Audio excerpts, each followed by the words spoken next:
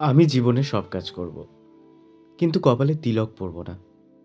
কারণ তিলক পরতে আমার লজ্জা লাগে। হায় রে হিন্দু, নিজেকে হিন্দু বলে চিহ্নিত করতে তার লজ্জা লাগে। আজকের দেখুন তো, অন্য ধর্মের মানুষরা, তারা শীত, গ্রীষ্ম, বর্ষা যে কোনো ঋতুতেই তারা ভোর 4টের সময় উঠে ঠিক নামাজ পড়ছে। কিন্তু আমরা হিন্দুরাই হিন্দু ধর্মকে শেষ করছি, কিংবা সনাতনরাই সনাতন ধর্মকে শেষ করছি। ভোর 4টে কেন, সকাল 6টার সময় যদি হরিনাম সংকীর্তন বক্সে চালানো হয়, আগে পাশের বাড়ির হিন্দুটাই অবজেকশন করবে, আমার ঘুম নষ্ট হচ্ছে। কোথাও থেকে আমরা নিজেদের মধ্যে ডিভাইডেড সৃষ্টি করছি, বিভেদ সৃষ্টি করছি। তার কারণ আমাদের মধ্যে মতের মিল নেই। কেউ মনে করে আমি গলায় মোটা মোটা তুলসীর মালা পরলাম মানে আমি খুব বড় ভক্ত, আর যার গলায় সরু একটা তুলসীর মালা আছে তার মানে সে অভক্ত।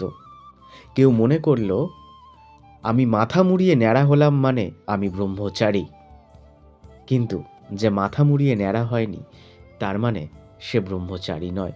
পোশাকেই কখনো ব্রহ্মচারী কিংবা সঠিক ভক্ত বিচার করা উচিত নয়। ভক্ত তো বিচার করবেন স্বয়ং ভগবান।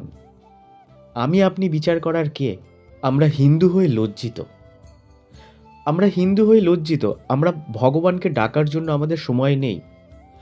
অনেক মুসলিম দোকানগুলো আছে, সেখানে আমরা গেলে তাদের আজানের সময় তারা নামাজ পড়তে যায়, কাস্টমারকে ওয়েট করায়। কিন্তু আমাদের একটাই অজুহাত, ভগবানকে ডাকার জন্য সময় নেই। ধীরে ধীরে চলে আসবো ভক্তি জীবনে, হচ্ছে তো, হবে হবে, একেবারে এলে অসুবিধে আছে। হ্যাঁ, কথাগুলো খারাপ লাগলেও এটাই বাস্তব কথা। আমরা ভগবানকে কখন ডাকি? যখন আমরা বিপদে পড়ি। ভগবান আমাদের চাকর, চাকর মনে করি, আমাদের চাকর মনে করি। আমাদের ভগবান এই প্রবলেমটা সলভ করে দাও, তোমাকে এত টাকার পুজো দেবো, এটা করে দাও, তোমায় এত টাকার পুজো দেবো। কিন্তু একবারও আমরা খোঁজ নিই না যে ভগবান আপনি কেমন আছেন। ভগবানকে নিবেদন করে খেতে আমাদের কষ্ট হয়। আজকে সনাতন ধর্মটা শেষ করছে সনাতনরাই, একমাত্র দায়ী সনাতনীরাই, অন্য কেউ না। বাচ্চা বলছে, বাবা আজকে আমি উপোস করব, মায়ের সাথে উপোস করব। তখন বলছে, না না, একদম উপোস করবি না, এখন তো তোর বয়স হয়নি। কিন্তু অন্য ধর্মের মানুষকে দেখুন, বলছে আজকে আমি রোজা রাখবো। হ্যাঁ বাবা, রোজা রাখ, আল্লাহ তোকে দোয়া করবে। এটাই হচ্ছে সিস্টেম। হিন্দু সমাজের যদি কোনো কোলে বাচ্চা নিয়ে মহিলা যায়, সেখানে যদি কোনো সাধুগুরু বৈষ্ণব বা কোনো কাউকে দেখতে পায়, বলবে ওই দেখ ছেলে ধরা যাচ্ছে, দুষ্টুমি করছিস তো, তোকে ধরে নিয়ে যাবে। কিন্তু মুসলিম সম্প্রদায়ের বাচ্চাদের এটা শিক্ষা দেওয়া হয়, মৌলভী সাহেব যাচ্ছে, সেলাম জানাও বাবা, এটাই তার শিক্ষা। আজকের দিনে কেউ প্রকৃত বৈষ্ণব নয়। এ মনে করছে আমি তার থেকে বড় ভক্ত, ও মনে করছে আমি তার থেকে বড় ভক্ত। ভাবতে হাসি পায়। প্রকৃত বৈষ্ণব তো সেই যে ভগবান বিচার করবে, একটু আগেই বললাম। আর নিজের ধর্ম সম্পর্কে পড়াশোনা করতে হবে। আপনি নাই বা জানলেন মন্ত্র, নাই বা উচ্চারণ করতে পারলেন, না জানা এটা অন্যায় নয়, কিন্তু শ্রবণ করাটাও কিন্তু অবশ্যই উচিত, যাতে নিজেদের ধর্ম সম্পর্কে কোনো অন্য ধর্মের মানুষ কটাক্ষ করতে না পারে। সকল সনাতনীদের এক হতে হবে, কিন্তু কোথায় হচ্ছে? আপনি মুসলিমদের মসজিদে দেখুন ইয়াং জেনারেশন ভর্তি, কিন্তু হিন্দু মন্দিরে দেখুন বয়স্করা। এটা কেন? এখন হরে কৃষ্ণ হরে নাম নেয়ার তার বয়স হয়নি। হায় রে, বেঁচে থাকতে কৃষ্ণ নাম নিল না, কিন্তু মারা যাওয়ার সময় বুকের ওপরে গীতা দিয়ে বল হরি হরিবোল করতে করতে নিয়ে যাচ্ছে। ভাবতে অবাক লাগে মানুষ কতটা মূর্খ। কেন গীতাটা পুজো না করে,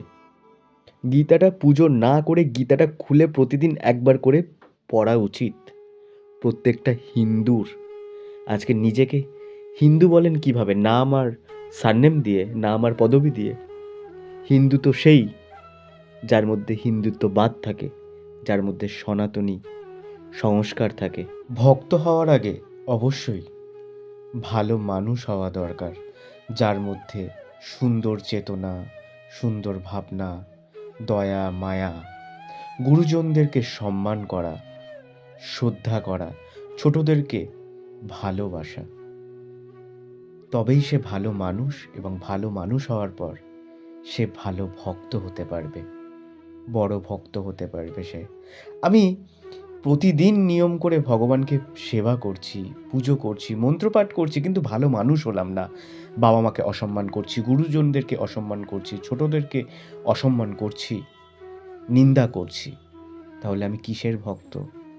আমি এমন একজন ভক্ত হব যাতে আমি নয়, মানুষ বলবে, মানুষ অপেক্ষায় থাকবে কথা শোনার। তো ভালো ব্যবহারটুকু থেকে যায়। আমরা পৃথিবী থেকে কিচ্ছু নিয়ে যেতে পারবো না। সুন্দর ব্যবহার, সুন্দর কাজ, কর্ম, এগুলোই থেকে যায়। তাই সবার আগে ভালো মানুষ হওয়া প্রয়োজন এবং সৎসঙ্গে মেশা প্রয়োজন। তবেই তিনি ভালো ভক্ত হতে পারবেন। সবাই একসাথে বলুন, হরে কৃষ্ণ।